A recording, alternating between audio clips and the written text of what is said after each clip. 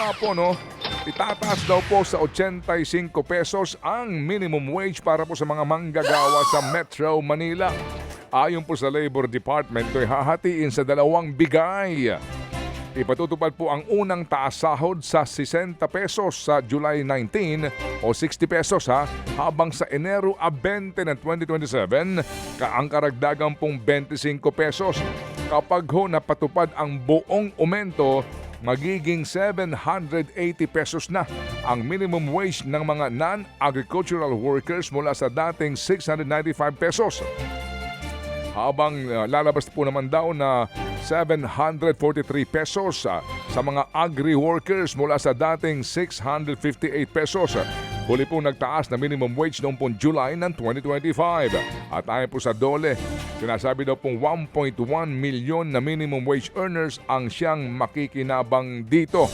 Maganda rin po itong pag-usapan kasi ngayon ito'y magbubunga po ng sinasabing distortion of wages. Samantala, sa ibang balita, tinawag namang barya ng ilang labor groups ang aumento sa sweldo sa Metro Manila. Ang giipon ni ACT Teachers Party List Representative Antonio Tino, malayo sa realidad ang wage hike sa Metro Manila. Nasa 1,312 pesos ang living wage ng isang pamilya sa isang araw para mabuhay ng disente. Pino na rin ni Tino at ni Akbayan pino na rin ni Tino kasama si Akbayan Party List Representative Percy Sendanya at ni Kamanggagawa Party List Representative Elisan Fernando ang paghahati sa dalawang patak ng aumento. Dagdag nila, kung kayang itaas ang sweldo sa Metro Manila, gawin na rin ito sa lahat ng rehiyon. At mga kapatid, ito nga po, no, yung binabanggit natin na lalo pang sumadsad sa below critical level yung tubig sa Angat Dam sa Norsagaray, Bulacan.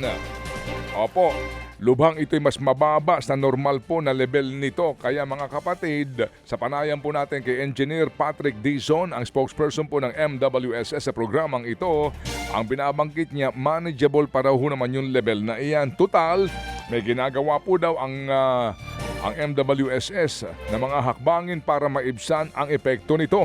Kabilang po sa mga gagawin nilang kaparaanan ang pagpapahina po sa water pressure tuwing off-peak hours mula alas 10 ng gabi hanggang alas 4 ng umaga. Sa iba po, peak hour ito. Pero ito raw po ay inisyatibo ng mga water concessionaire. Nauna pong sinabi ng Pag-asa na posibleng makarecover ang level ng tubig sa ikalawa at ikatlong linggo ng Hulyo kung uulan.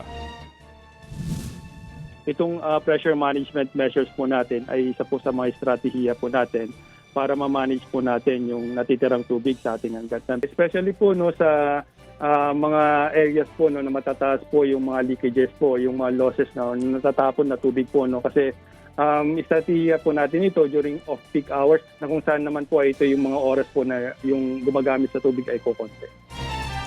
So kumbaga, lalabas na naman dito, mag-ipon ka ng tubig sa madaling araw o hating gabi. Sa Na amin magbubunga mahina po na. naman ang pagkapuyat na naman ng mga manggagawa. Tama. Ay, yan po ang tinig ni MWSS spokesperson engineer Patrick James Dizon. Samantala sa sentro, ang mga hakbang ng Department of Agriculture kontra El Nino sa irigasyon at pagpapalawak ng cold storage network ng bansa. Ayon kay Agriculture Secretary Francisco Chulorel Jr., itong nakikita nilang paraan para mapangalagaan ang mga ani at mabawasan po ang pangangailangang mag-angkat ng mga produkto. Sapat na storage at infrastructure daw ang kailangan dahil kaya namang mag-ani ng sapat na agricultural products para masuportahan ang demand sa bansa. Paniniguro ni Chulorel, may mas mahabang panahon ng DA para paghandaan ng El Nino ngayong taon kumpara noong mga nakaraang taon. Ayon sa Pag-asa, tinatayang magkakaroon ng peak ang El Nino ngayong Nobyembre. Makikipag-usap po daw ang Pilipinas sa Belgium, ang de facto capital po ng European Union, para mapabilis ang pagbubuo sa Free Trade Agreement o FTA. Sa naturang FTA, maaari pong bawasan ang taripa at gawing mas mabilis ang pagkipagkalakalan sa mga bansang miyembro ng EU. Ayon po kay Foreign Affairs Secretary Maria Teresa Lazaro, sinigundahan ng Pilipinas ang aplikasyon ng Belgium sa Association of Southeast Asian Nations Treaty of Amity and Cooperation. Ito ang Peace Treaty sa pagitan po ng ASEAN nations at halos 50 bansa sa labas po ng rehiyon. Mahalaga pong hakbang din ang naturang backup ng Pilipinas sa aplikasyon ng Belgium para nga mabalangkas ang FTA sa pagitan po ng Pilipinas at ng EU. Una pong itinakda ang sa kalagitnaan ng taon ng FTA, pero ito'y nausod ng ilang buwan dahil nga po sa ilang hadlang para maselyuhan ang naturang kasunduan. Mga kapatid, patuloy po kayong tumutok sa 105.9 True FM para sa totoong balita, impormasyon, music and entertainment. Mag-subscribe sa aming YouTube channel at podcast at sundan nyo kami sa Facebook, Instagram, X at TikTok sa True Network PH. Bisitahin din po ang aming official website, truefm.ph. At panoorin din kami sa True TV Signal, Channel 19. Kami po ang 105.9 True FM. Laging true sa'yo, kapatid.